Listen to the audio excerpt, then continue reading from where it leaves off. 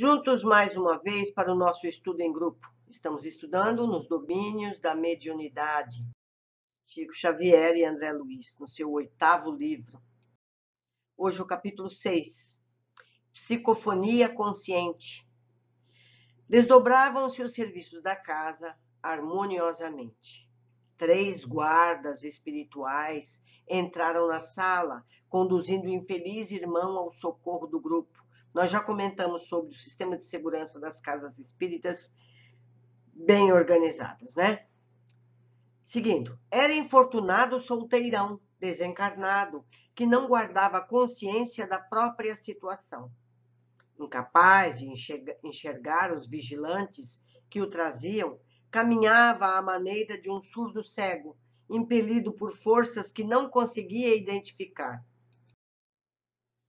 É um desventurado obsessor, que acabam de remover do ambiente a que desde muito tempo se ajusta, informou Aulus compadecido. Desencarnou em plena vitalidade orgânica, depois de extenuar-se em festiva loucura. Letal intoxicação cadaverizou-lhe o corpo, quando não possuía o menor sinal de habilitação para aconchegar-se às verdades do espírito. Ou seja, ele estava, digamos que, numa rave atual, né? Numa festa de loucuras químicas e mentais. E como quem já conhecia as particularidades da prestação de socorro, que de certo for antecipadamente preparada, continuou explicando. Reparem, é alguém a movimentar-se nas trevas de si mesmo, trazido ao recinto sem saber o rumo tomado pelos próprios pés, como qualquer alienado mental em estado grave, desenfaixando-se da veste da carne com o pensamento enovelado, a paixão por irmã nossa. Desculpa. Vou ler outra vez. Desenfaixando-se da veste de carne, com o pensamento enovelado, a paixão por irmã nossa, hoje torturada e enferma, que sintonizou com ele a ponto de retê-lo junto de si, com aflições e lágrimas, passou a vampirizar-lhe o corpo. A perda do veículo físico, na deficiência espiritual em que se achava, deixou-o integralmente desarvorado, como náufrago dentro da noite. Entretanto, adaptando-se ao organismo da mulher amada, que passou a obsidiar. Nela encontrou um novo instrumento de sensação, vendo por seus olhos, ouvindo por seus ouvidos, muitas vezes falando por sua boca, vitalizando-se com os alimentos comuns por ela utilizados. Olha que coisa terrível! Nessa simbiose vivem ambos há quase 5 anos sucessivos. Contudo, agora a moça, subnutrida e perturbada, acusa desequilíbrios orgânicos de vulto. Quantos casos semelhantes nós conhecemos, não é verdade? E não temos esse diagnóstico. Por haver a doente solicitado nosso concurso assistencial, somos constrangidos a duplo socorro para que se cure das fobias que presentemente a assaltam como reflexos da mente dele, que se vê apavorado diante das realidades do espírito. É necessário o afastamento dos fluidos que a envolvem, assim como a coluna, abalada pelo abraço constringente da era, reclama limpeza em favor do reajuste. Nesse interim, os condutores, obedecendo às determinações de Clementino, localizaram o sofredor ao lado de Dona Eugênia. O mentor da casa aproximou-se dela e aplicou-lhe forças magnéticas sobre o córtex cerebral, depois de arrojar vários feixes de raios luminosos sobre a extensa região da glote. Notamos que Eugênia, a alma, afastou-se do corpo, mantendo-se junto dele, a distância de alguns centímetros, enquanto que, amparado pelos amigos que o assistiam, o visitante sentava-se rente inclinando-se sobre o equipamento mediúnico, ao qual se justapunha a maneira de alguém a debruçar-se numa janela. Ante o quadro, recordei as operações do mundo vegetal, em que uma planta se desenvolve à custa de outra, e compreendi que aquela associação poderia ser comparada a sutil processo de enxertia neuropsíquica. Suspiros de alívio desprenderam-se do tórax mediúnico, que, por instantes, se mostrara algo agitado. Observei que leves fios brilhantes ligavam a fronte de Eugênia, desligada do veículo físico, ao cérebro da entidade comunicante. Certo? Então, eles afastaram um pouquinho Eugênia, dona do corpo físico, e conectaram a mente do pobre infeliz, para que ele pudesse se comunicar através do aparelho físico da Eugênia. Porque eu lhe dirigisse um olhar de interrogação e estranheza, Aulus explicou prestimoso. É o fenômeno da psicofonia consciente, ou trabalho dos médiuns falantes. Embora senhoreado às forças de Eugênia, o hóspede enfermo do nosso plano permanece controlado por ela, a quem se emana pela corrente nervosa, através da qual estará nossa irmã informada de todas as palavras que ele mentalize e pretenda dizer. Ela pode censurar. Efetivamente, apossa-se ele temporariamente do órgão vocal apenas, de nossa amiga, apropriando-se de seu mundo sensório, conseguindo enxergar, ouvir, raciocinar por algum equilíbrio por intermédio das energias dela. Mas Eugênia comanda, firme as rédeas da própria vontade, agindo qual se fosse enfermeira, concordando com os caprichos de um doente, no objetivo de auxiliá-lo.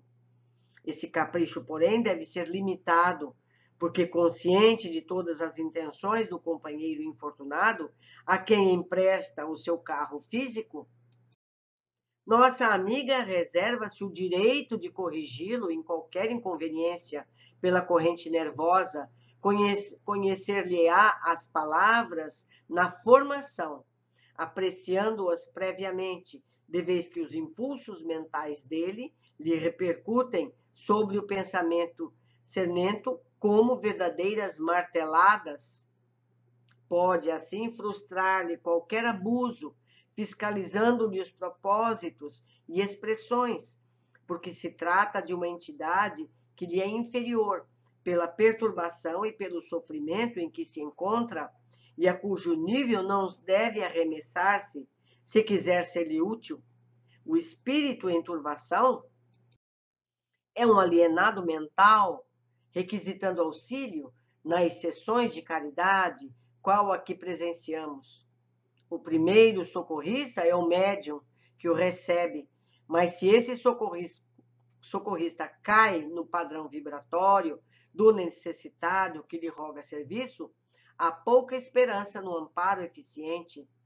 O médium, pois, quando integrado nas responsabilidades que esposa, tem o dever de colaborar na preservação da ordem e da respeitabilidade na obra de assistência aos desencarnados, permitindo-lhe a livre manifestação apenas até o ponto em que essa manifestação não colida com a harmonia necessária ao conjunto e com dignidade imprescindível ao recinto.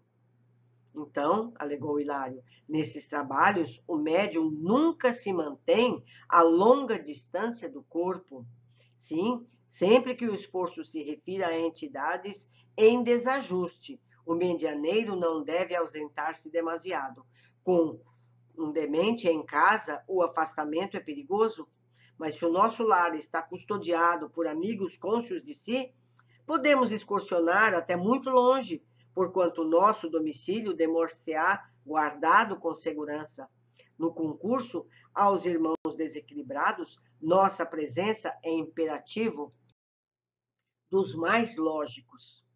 Fitou Eugênia, preocupada e vigilante, ao pé do enfermo, que começava a falar, e sentenciou: se preciso, nossa amiga poderá retomar ao próprio corpo num átimo. Acham-se ambos num consórcio momentâneo, em que o comunicante é a ação, mas no qual a médium personifica a vontade em todos os campos de trabalho. É natural que o superior seja responsável pela direção do inferior. O visitante passou a destra pela face num gesto de alívio e bradou, transformado: vejo, vejo, mas por que encantamento? Me prendem aqui? Que algemas me afivelam a este móvel pesado? E, acentuando a expressão de assombro, prosseguia: qual o objetivo desta assembleia em silêncio de funeral? Quem me trouxe? Quem me trouxe? Vimos que Eugênia, fora do veículo denso, escutava todas as palavras que lhe fluíam da boca, transitoriamente ocupada pelo peregrino das sombras, arquivando-as de maneira automática no centro da memória. O sofredor, disse o assistente convicto, ao contato das forças nervosas da médium, revive os próprios sentidos e deslumbra-se.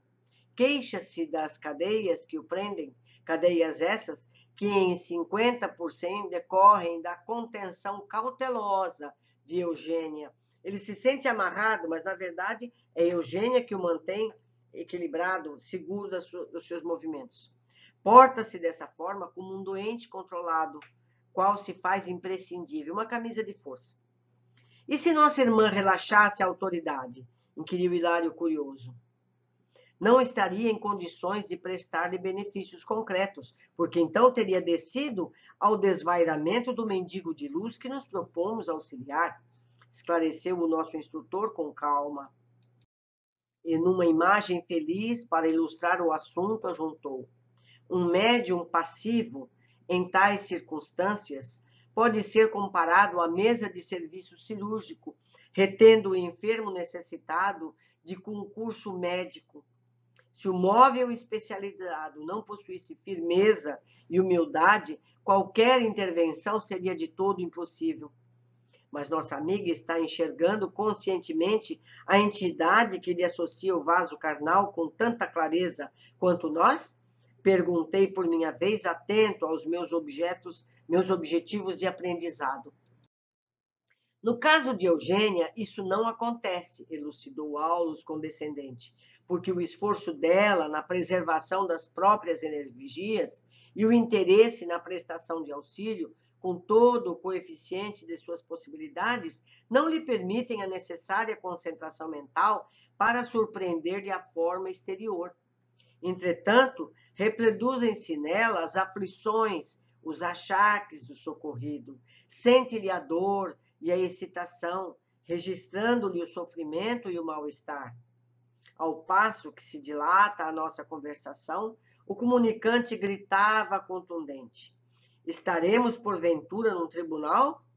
Por quê? Uma recepção estranha quanto essa? Quando sou o importunado que comparece? A mim, Libório dos Santos, ninguém ofende sem revide. Como se a consciência o torturasse através de criações interiores que não nos era dado perceber, vociferava frenético. Quem me acusa de haver espoliado minha mãe, lançando-a ao desamparo? Não sou culpado pelas provações dos outros. Não estarei acaso mais doente que ela? Nessa altura, Hilário fixou o obsessor compadecidamente e indagou respeitoso: não serão os seus padecimentos simples angústia moral?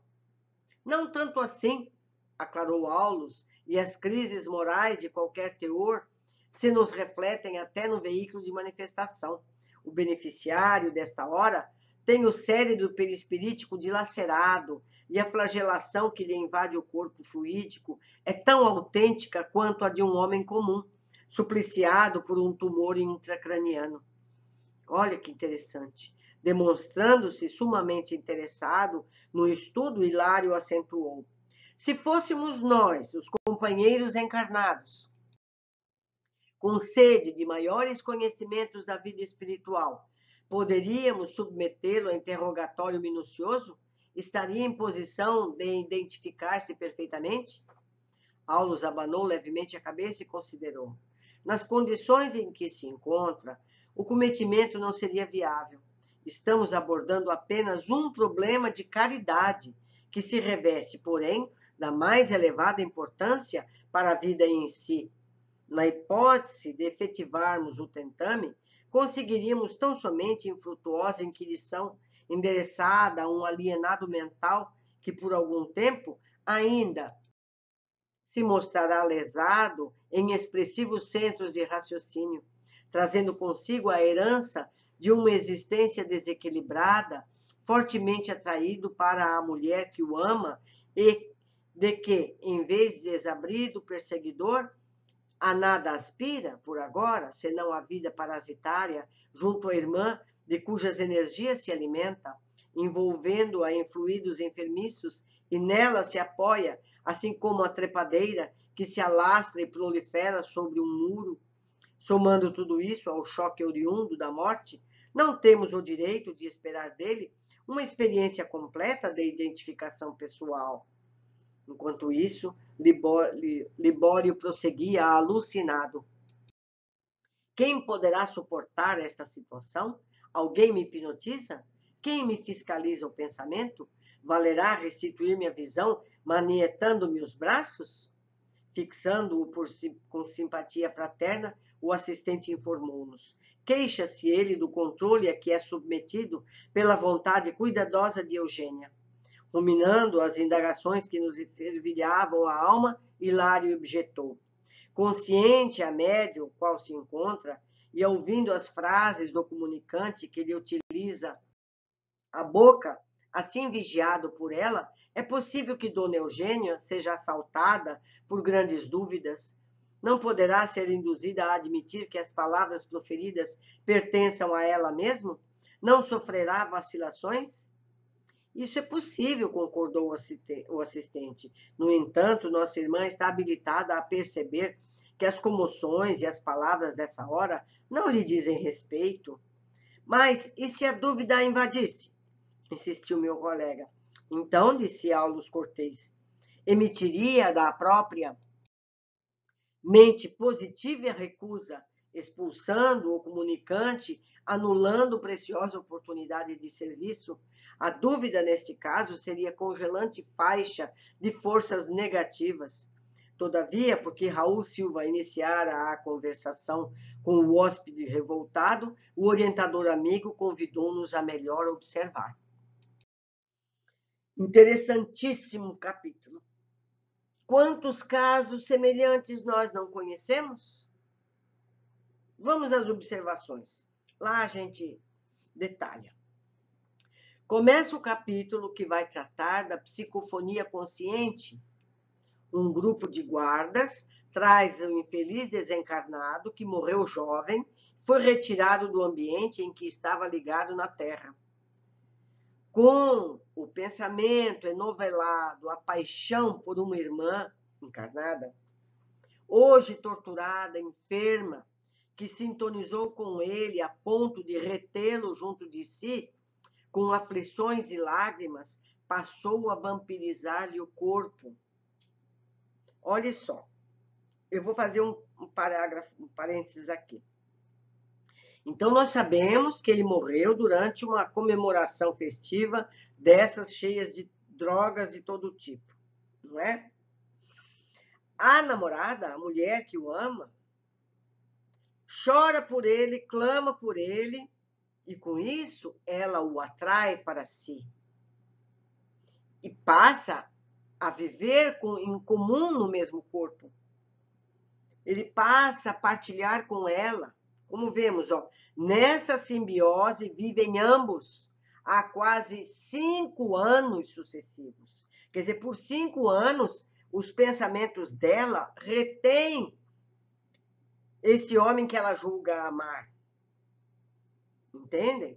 Quantos casos nós conhecemos parecidos? Contudo, agora, a moça subnutrida e perturbada acusa desequilíbrio orgânico de vulto. Quer dizer, até mesmo o que ela comia ele espoliava. Os pensamentos de pânico que ele tinha, ela sentia. Quantas pessoas nós conhecemos com síndrome do pânico? Que tem medo de coisas que não deveria ter medo? Seriam casos similares?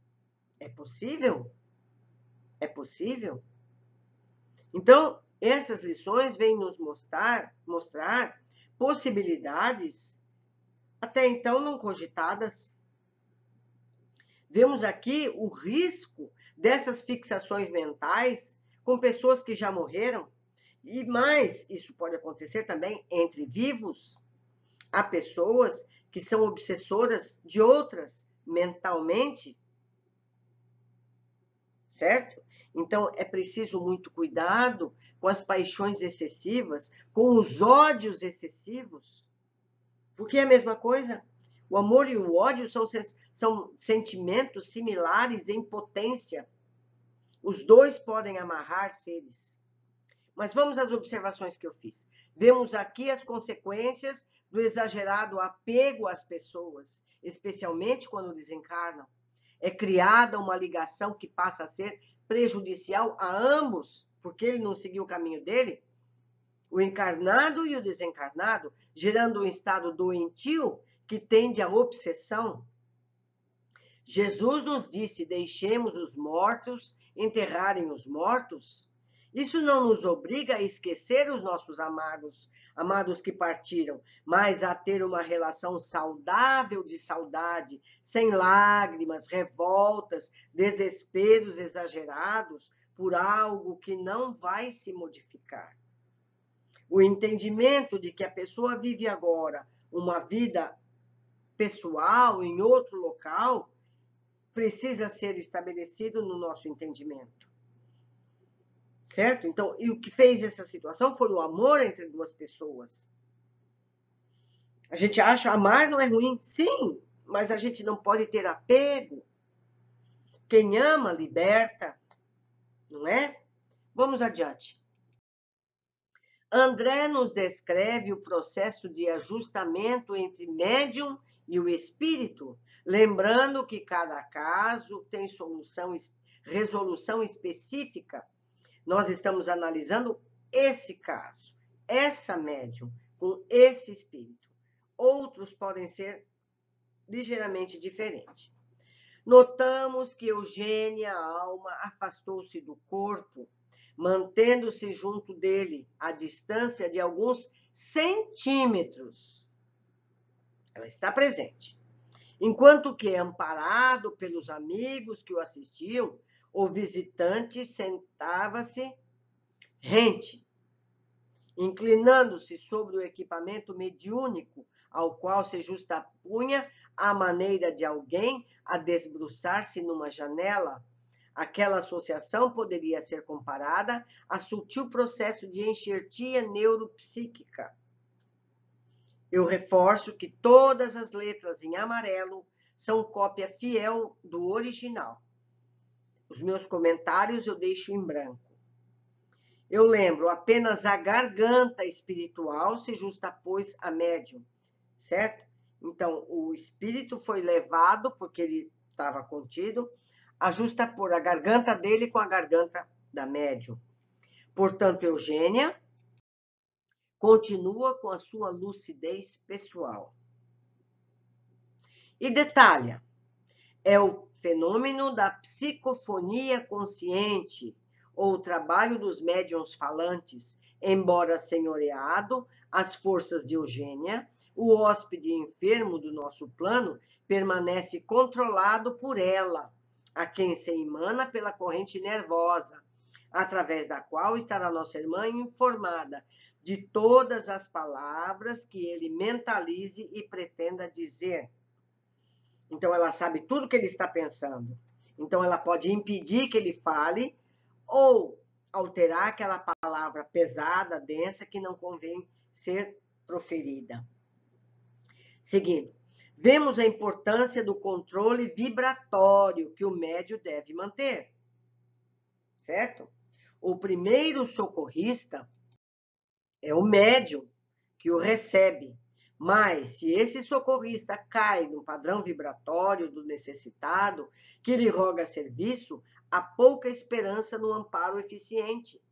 O médium, pois, quando integrado nas responsabilidades que esposa, tem o dever de colaborar na preservação da ordem e da responsabilidade na obra de assistência aos desencarnados, permitindo-lhe a livre manifestação apenas até o ponto em que essa manifestação não colida com a harmonia necessária ao conjunto e com a dignidade imprescindível ao recinto, ao centro espírita, ao centro de socorro que esse espírito está sendo acolhido. O capítulo centrou no processo mediúnico, mas eu destaco aqui o processo obsessivo que a moça estava vivendo. Convido vocês a relerem esse capítulo, seja aqui, seja no livro físico, e verem o que essa moça estava vivendo, que processo de doença ela estava vivendo, e comparem com situações que nós conhecemos no dia a dia. Lembrando que esse livro foi escrito em meados do século passado. Hoje, esses fatos são mais comuns, são mais veiculados, estão nos consultórios médicos, psicólogos ou psiquiatras, certo? Então, vamos nos atualizar quanto a esses casos. Fico por aqui, deixando meu e-mail, a forma de se encontrarem comigo. Escrevam, me ajudem a entender melhor todo esse estudo que estamos fazendo. Agradeço a vocês, um grande abraço. Até o próximo capítulo.